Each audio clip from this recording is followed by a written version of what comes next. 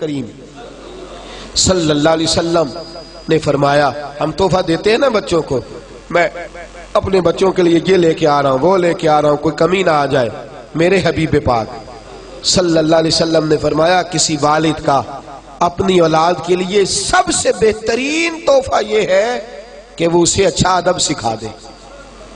یہ سب سے بولیے یہ کون سا تحفہ ہے؟ کیا سکھانا ہے اولاد کو؟ ادب نہیں، اچھا ادب۔ کون سا ادب جی؟ بول کے بتائیے۔ جن کے قریب کوئی سو رہا ہے وہ ذرا زیادہ اونچا بولے تاکہ وہ اٹھ جائے۔ کون سا ادب سکھانا ہے؟ اچھا ادب۔ اپنی اولاد کو اچھا ادب سکھائیے۔ دیکھیے جس دکاندار کو ادب نہ آتا ہو اس کی دکان پہ گاہک نہیں ہوتا، اور جس گھر والے کو ادب نہ آتا ہو اس گھر کے اندر کوئی شخص قیام، اس شخص بے ادب آدمی کی زندگی اجیرن ہو جاتی۔ جو بد اخلاق آدمی ہوتا ہے اس کے ساتھ کسی کا تعلق قائم نہیں رہتا۔ جو اخلاقی قدریں نہیں جانتا اس کے تو اپنے قریبی رشتے ٹوٹ جاتے، وہ تو اپنوں سے دور ہو جاتا۔ جو اخلاقی قدریں نہیں جانتا اس کی زندگی تباہ ہو جاتی ہے۔ تو حبیب فرماتے ہیں تو کھلونے لے کے دے گا، تو جائیدادیں بنا کے دے گا، لیکن اس جائیداد کے اندر، اس مکان کے اندر اگر وہ رہنے کے قابل ہی نہ ہوا، اگر اسے ہوش ہی نہ ہوا کہ میں نے کس طرح کر کے لوگوں کے ساتھ رویہ رکھنا ہے، تو اس کی تو زندگی اس کے لیے بوجھ بن جائے گی۔ اسے اچھا ادب سکھا دے، اس کے گھر میں فاقہ اگر رہا اور اس کے ساتھ ساتھ اخلاق بھی رہا تو اللہ اخلاق کی برکت سے گھر کو جنت بنا دے گا۔ اچھا ادب سکھائیں جس کی بنیاد پر گھر بن سکے۔ اچھا کردار۔ میرے نبی کریم صلی اللہ علیہ وسلم نے فرمایا تم میں سے ہر شخص نگران ہے، اور تمہیں اپنی رعایا کے بارے میں اللہ کی بارگاہ میں جواب، تو یہ نہیں کہہ سکتا یار برے مل گئے تھے، یہ نہیں تو کہہ سکتا بہک گئے تھے، تو یہ نہیں کہہ سکتا کہ میں مصروف رہا نا، ادھر ادھر کی تو بات کر، یہ بتا کہ قافلہ کیوں لٹا، مجھے رہزنوں سے غرض نہیں تیری رہبری کا سوال ہے، تو بتا انہیں پانی کون دیتا رہا، انہیں تناوت رخت کون بناتا رہا، تیری ڈیوٹی تھی۔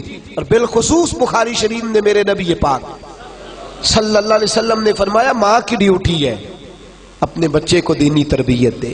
بالخصوص بالعموم تو والد کی ذمہ داریاں سب سے زیادہ ہے، لیکن ماں چونکہ گھر کے اندر زیادہ وقت گزارتی ہے، ماں کا تعلق بچے کے ساتھ اس طرح ہوتا ہے جس طرح کہ ایک آنگن کے اندر مختلف لوگ رہتے ہیں۔ والد تو کبھی کبھی ایسے آتے ہیں جیسے ایک ڈاکٹر وارڈ کے اندر وزٹ کرنے آتا ہے، تو ماں کے ساتھ بچوں کو وقت زیادہ گزارنا ہے۔ مائیں اچھی پرورش کر سکتی ہیں اگر وہ فکر کریں، سوچ کریں کہ میرا بیٹا دنیا داری کی تو ساری باتیں کرتا ہے، اس کی لبوں پر رسول اللہ کا نام کیوں نہیں آتا، اس کی زبان پر درود پاک جاری کیوں نہیں ہوتا، اس کے جملوں میں سیدنا امام حسن حسین کا لفظ کیوں نہیں آتا، یہ سیدنا ابو بکر صدیق اور عمر فاروق کا نام کیوں نہیں لیتا۔ تربیت کرنا والدین کی ذمہ داری ہے۔ میرے نبی پاک صلی اللہ علیہ وسلم نے فرمایا تم سے سوال ہوگا، مائیں دیکھیں نا غوث اعظم جیلانی کا واقعہ، ماں نے کہا ہے سچ بولنا ہے، تو ابو عبد القادر جیلانی کی زبان سے ساری زندگی سوائے سچ کے کچھ نکلا ہی نہیں، سوائے سچ کے کچھ، بولیے سوائے سچ کے کچھ نکلا ہی نہیں۔ اور جب نکلا نہیں تو میرے غوث اعظم نے سوائے سچ کے کچھ بانٹا ہی نہیں، انہوں نے کروڑوں لوگوں کو سچ کا عادی بنا دیا، بے حساب لوگوں کو سچ کا ماں ہے۔ حضرت ربیہ بن ابو عبد الرحمن، یہ پتہ ہے کون صحابی، یہ کون تابعی بزرگ ہے، یہ حضرت امام مالک کے بھی استاد ہیں اور خواجہ حسن بصری کے بھی استاد ہیں، حضرت حسن بصری کے بھی استاد، اور مدینہ منورہ میں مسجد نبوی کے اندر درس حدیث دیا کرتے تھے۔ ان کے والد کا نام تھا ابو عبد الرحمن، یہ پیدا ہونے والے تھے، تاریخ بغداد میں لکھا ہے پیدا ہونے والے تھے، ماں کے شکم میں تھے تو ابا جی جہاد کرنے چلے گئے، اور 30,000 دینار اماں کو دے گئے، کہا یہ پیسے ہیں گھر کے خرچے کے لیے اور سنبھال رکھنا، میں واپس آ کے حساب لوں گا۔ کتنے پیسے دے گئے بولیے؟ بنو امیہ کے زمانے میں جہاد کرنے گئے تو 27 سال کے بعد واپس آئے۔ کتنے سالوں کے بعد بولیے؟ یہاں اللہ خیر کرے ابا جی باہر جا کے مزدوری کرے نا سعودی عرب اور ساری زندگی پیسے بھیجیں تو اللہ ماشاءاللہ سب کی بات نہیں کرتا، لیکن جہاں اختلاف ہوتا ہے، وہاں اماں بچوں کو کہتی ہے او بیٹے پیسے کما لینا کون سا کمال ہے، میں تمہاری دکھوں سکھوں کی ساتھی رہی ہوں، تو بیٹھ کے موج کرتا تھا، 40-50 ہزار بھیج دیتا تھا، یہ بھی کوئی کمال ہے؟ خدا کی بندی تو دیکھ تو صحیح۔ اور یہی کام والد صاحب کرتے ہیں، وہ کہتے ہیں ساری زندگی تو میں نے تمہارے لیے جو ہے وہ پریشانی میں گزار دی، اماں کا کیا کمال، روزی روٹی تو سارے پکا لیتے۔ دو طرفہ معاملہ گڑبڑ ہوتا ہے، لیکن اندازہ کیجئے 27 سال کے بعد، غالباً آپ نے غور نہیں فرمایا اس بات پر، اس بات کی نزاکت کو آپ سمجھے نہیں، کتنے سالوں بعد آئے؟ ارے اتنا لمبا عرصہ کوئی برداشت کرتا ہے؟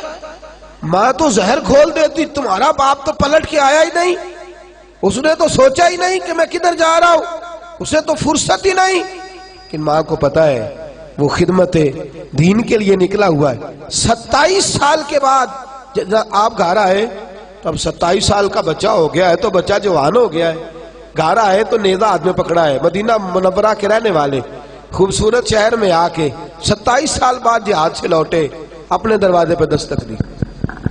اصل ہوتا یہ تھا کہ فوجیں ایک شہر فتح کیا تو اگلے شہر چلی گئی، اس سے اگلے شہر چلی گئی، تو جس کا دل نہیں بھرتا تھا جہاد سے وہ لگا رہتا۔ 27 سال بعد لوٹے جناب ابو عبد الرحمن، دروازے پہ دستک دی، جناب ربیہ محدث امت، دروازہ کھولا، جی بابا جی، کہنے لگے پیچھے ہٹ میرا گھر ہے، کہنے لگے جناب خیال کریں آپ کا گھر کدھر سے آ گیا، گھر تو میرا ہے، کہنے لگے میرا ہے، کہا نہیں میرا ہے، جھگڑا زیادہ ہوا تو محلے دار کٹھے ہو گئے، اب بہت سارے لوگ ان کو حضرت ابو عبد الرحمن کو پہچانتے بھی نہیں، کہنے لگے بابا ساری زندگی سے یہ نوجوان یہاں رہ رہا ہے، اسی گھر میں پیدا ہوا ہے، تو کیسے کہتا ہے میرا گھر ہے؟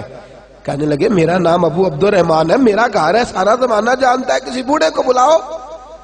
اندر سے والدہ نے لفظ سن لیے اور جناب ربیہ کو کہنے لگی بیٹے دروازہ کھول کے سینے سے لگا، یہ تیرے والد گرامی ہے، یہ تیرے والد گرامی ہے۔ لفظ ادا کی تو 27 سال بعد بچھڑا ہوا بیٹا باپ سے ملا، باپ بیٹے سے ملا، آنسو درد بن کے ٹپکے، ماتھا چومتے رہے، دیر تک ملتے رہے، اندر آئے، عصر کا وقت قریب تھا، جناب ابو عبد الرحمن بیٹھے آ کے، والدہ نے کھانا رکھا، حضرت ربیہ کی والدہ نے، اور جناب ربیہ جلدی سے وضو کر کے نکل گئے، عصر کے بعد درس حدیث دینا ہے، وہ تشریف لے گئے تو پیچھے سے حضرت ابو عبد الرحمن یہ نہیں پوچھا 27 سال وقت کیسے گزرا، یہ نہیں پوچھا کہ تم نے دھوپ چھاؤں میں کیسے گزارا کیا، یہ کہنے لگے اور میرے 30,000 دینار کدھر ہیں، 30,000 دینار کدھر؟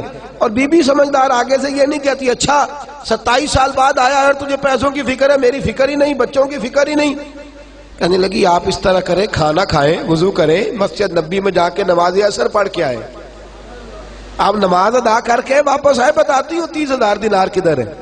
کہتے چونکہ میں دیر سے گیا، مسجد پہنچا تو جبہ پہنے، سر پہ امامہ باندھے اور رسول اللہ کے ممبر پر بیٹھے، رسول اللہ کے ممبر پر بیٹھے، میں نے ایک خوبصورت نوجوان کو دیکھا جو حدیثیں بیان کر رہا ہے، اور حسن بصری سے لے کر امام مالک تک لوگ گردنیں جھکائے بیٹھے اور حدیثوں کا درس سن رہے ہیں۔ کہتے میں نے دیر سے نماز پڑھی، میں پہچان نہ پایا، میں نے کان میں ایک شخص کے کہا، میں نے کہا یہ کون ہے؟ اتنی چھوٹی عمر میں اتنا اعلیٰ 27 سال کا جوان اور اس قدر خوبصورت اس کا انداز کہ مسجد نبی میں درس حدیث۔ تو کہتے وہ کہنے لگے بابا جی آپ نہیں جانتے یہ ربیہ بن عبد الرحمن ہے، یہ کہتے میرا بیٹا، میرا صاحبزادہ؟ چھلک پڑی آنکھیں آنسوؤں سے، تڑپ اٹھے، بے چین ہو گئے، رو پڑے، روتے روتے واپس گھر آئے، آ کے کہنے لگے ام ربیہ تو نے تو کمال کر دیا، تو نے تو کمال کر دیا، میں 27 سال آیا نہیں اور تو اکیلی عورت میرے بیٹے کو اتنا بڑا بنا دیا ہے کہ وہ رسول اللہ صلی اللہ علیہ وسلم کی مسجد میں حدیث کا درس بیان کر رہا ہے، کیا بات ہے تیری؟ تو کہنے لگی اچھا اگر آپ خوش ہوئے ہیں تو پھر میں نے 30,000 دینار آپ کے بیٹے کو عالم بنانے پہ خرچ کر دیے، آپ راضی ہیں میری اس بات سے؟